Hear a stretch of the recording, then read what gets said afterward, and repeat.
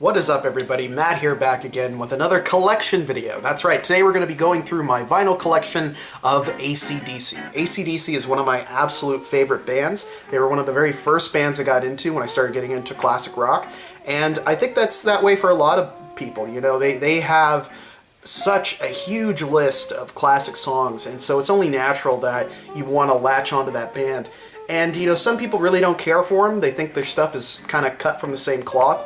And to a certain extent, I can definitely see that, you know, but, you know, whenever I have to do yard work or I'm playing video games or I have to get work done, I mean, I put on AC/DC. It's just got a really good driving, dirty blues, rock and roll quality to it that just really gets you motivated. I really like their music. I really like collecting them on vinyl. So let's take a look at what I personally have in my collection. The first one I got here was the first AC/DC album I ever got on vinyl, and I bought it for $1. This is the US release of High Voltage. This was the first one we got in the States, and absolutely incredible piece.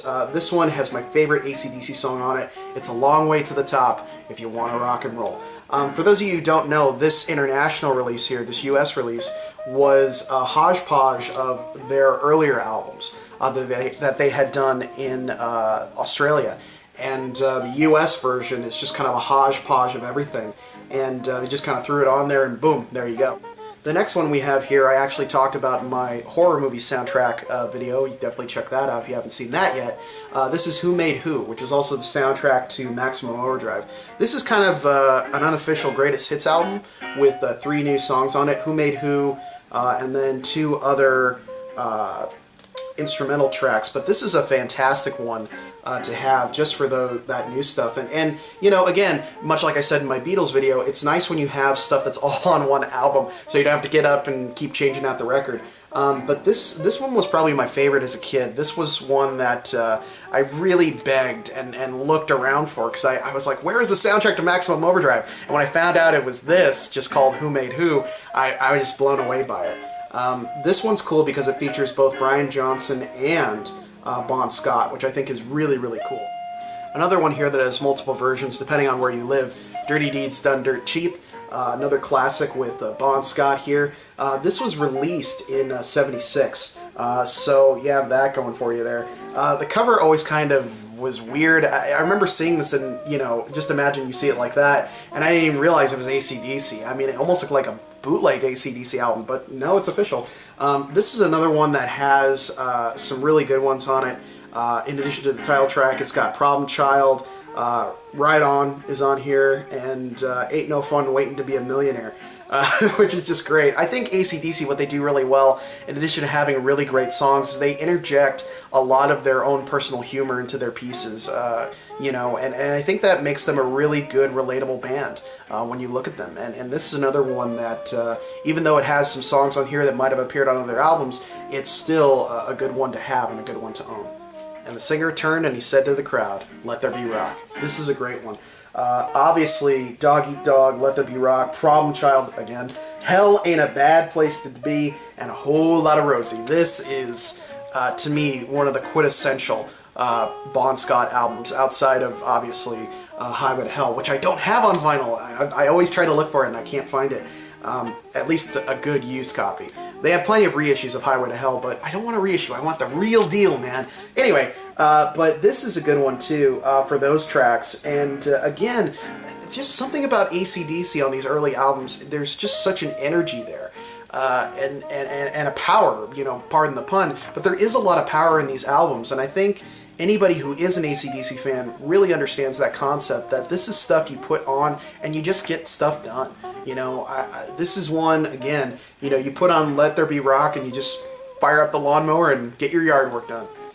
An album so nice, I had to buy it twice. My 2 copies of AC/DC's Back in Black. The reason I had to buy another one was because the first copy I've had since I was a kid, and unfortunately it did not survive the test of time. But this, I mean,